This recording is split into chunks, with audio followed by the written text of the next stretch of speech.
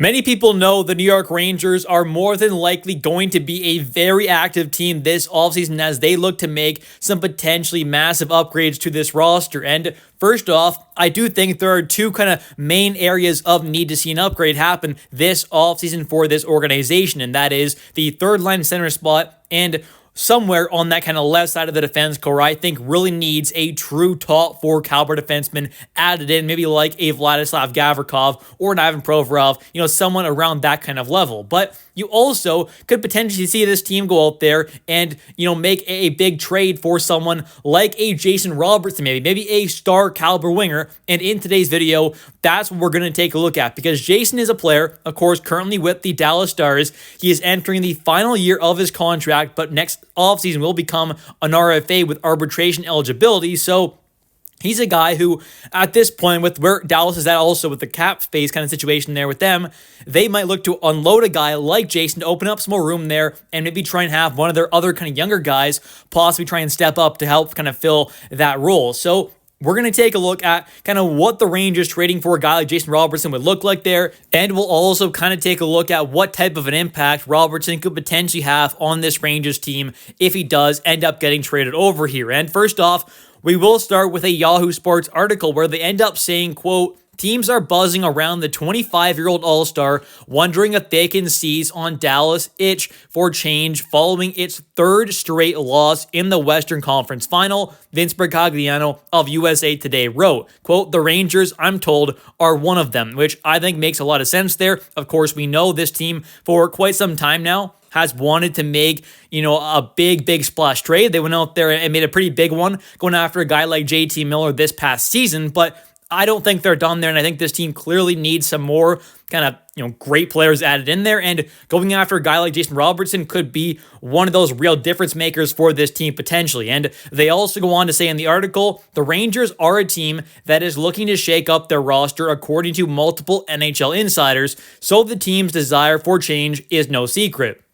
It's unclear if the Stars will even make Robertson available via trade, and the Rangers would have to agree to a long-term contract extension with Robertson in a scenario where they acquire him. It's all a bunch of what-ifs as of right now, but the fact that the Rangers have been linked to a player like Robertson is significant in its own right and should certainly not be overlooked. And it is quite understandable why a team like Dallas would go out there and look to shop around a guy like Jason Robertson, because they do have quite a few kind of good young players and prospects that are kind of coming up, and they are kind of reaching that spot where they're definitely in a bit of a rough area kind of cap-wise after, handing a big deal to a guy like, Wyatt Johnson, for example. So they're going to come into some big cap issues over the coming years after also locking up a guy like Mikko Rantanen. So trading away a guy like Robertson definitely makes a lot of sense. And although it's not ideal to have to trade away a guy who like this of this caliber, but with his cap hit, with him needing a new extension for, the 26-27 season, he's definitely going to be one of those guys, I would imagine, at least rumored to be traded, and definitely very well could end up being one of those guys that does get dealt away from the Dallas Stars. And before we take a look at the pros and cons of trading for a guy like Jason Robertson, let's take a look at his actual stats to see exactly kind of what he's done over the past kind of 4 or 5 seasons, where he has been a pretty good, consistent player. This past season there had 80 points in 82 games played. He had 35 goals, 45 assists, and had a total of 26 even-strength goals and 35 even-strength assists.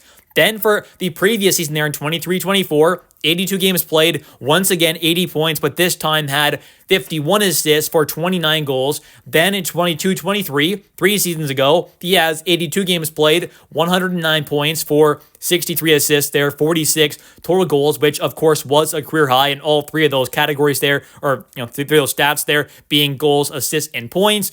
And also back in 21-22, he had 74 games played, 41 goals, 38 assists for 79 total points.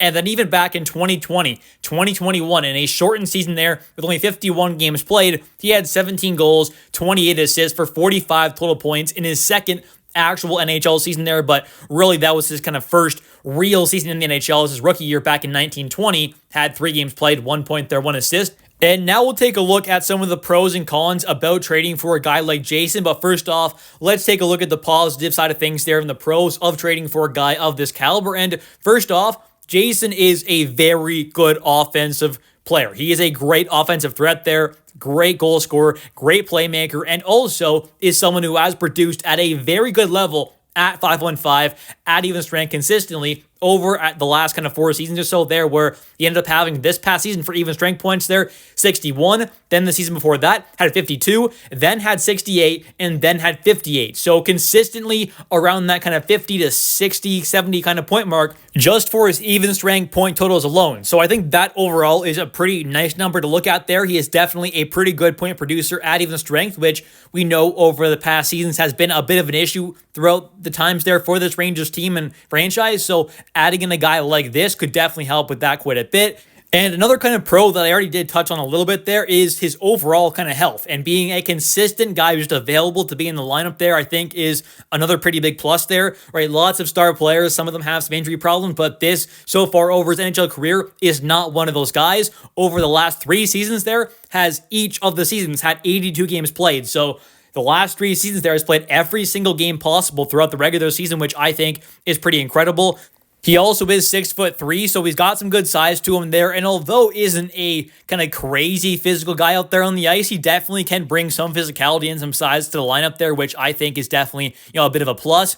For the most part there, has kind of been around that, about 60 kind of hit mark there for the most part there over his career, something around there. So, can provide some physicality there, but nothing, too insane. And unfortunately, isn't like a great defensive winger, but it also isn't a terrible one. He's kind of just a decent kind of solid defensive winger, doesn't kill penalties. So that's not really great, but obviously, you don't need everyone to kill penalties there, right? We don't have a guy like Panarin doing that, so it's not a must, but definitely, is a nice thing to have when players have that ability and are, kind of plus defensive forwards, but he is not one of them, but still, I would say is a solid guy and definitely can hold more than his own. You also, of course, have those playoff numbers there, which I think are pretty great to see as well. He's got 44 points in 56 career playoff games played, and of course has made the last 3 Western Conference finals, of course, with the Dallas Stars there, which I think is pretty great to see. Of course, he's got lots of playoff experience there. And now let's take a look at some of the cons for trading, for a guy like Jason. And I'm going to be honest, there's not a lot of cons, not a lot of terrible things that would come with trading for a guy of this caliber, but there definitely are some things that I would say, aren't quite ideal. And first off, the big one is the contract situation there.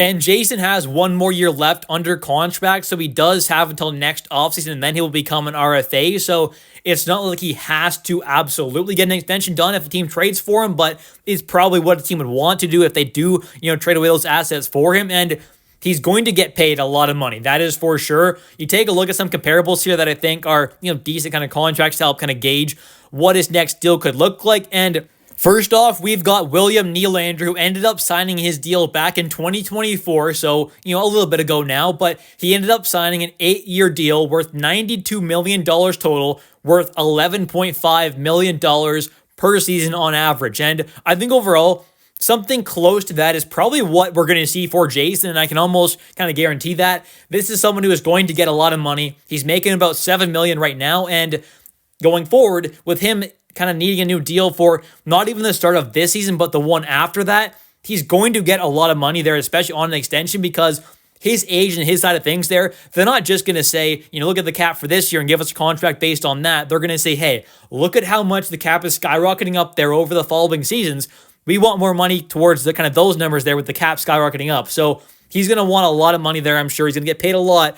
And to me, he might not be the exact kind of player worth all that money, and also all the assets you're going to have to give up to kind of acquire him as well, right? They're going to want guys like a Will Cooley, who's a cheap, kind of controllable, young NHL forward who can help them right now and also in the future. They'd also maybe want a guy like maybe a Braden Schneider type, who is a solid, young, cheap, controllable defenseman who can help them on the right side there, which is a need for them as well. They need some kind of right-handed defenseman. So those are 2 guys who I think I would love to see kind of be long-term pieces of this Rangers squad. And I'm not saying that I wouldn't trade them away for, true star, superstar caliber guys. But to me, Jason, with him needing that massive new contract and with him, only having that one truly kind of top-tier elite season, to me, I'm not quite sure I'm willing to kind of throw all the chips in the middle there for this specific player with him also need that new contract. So I'm a bit hesitant on this kind of a bit massive deal for someone like this. And We also saw a guy like Travis Konechny sign a deal to start this season there with, an $8.75 million cap hit. So considering a guy like Jason, I would say is definitely a better player.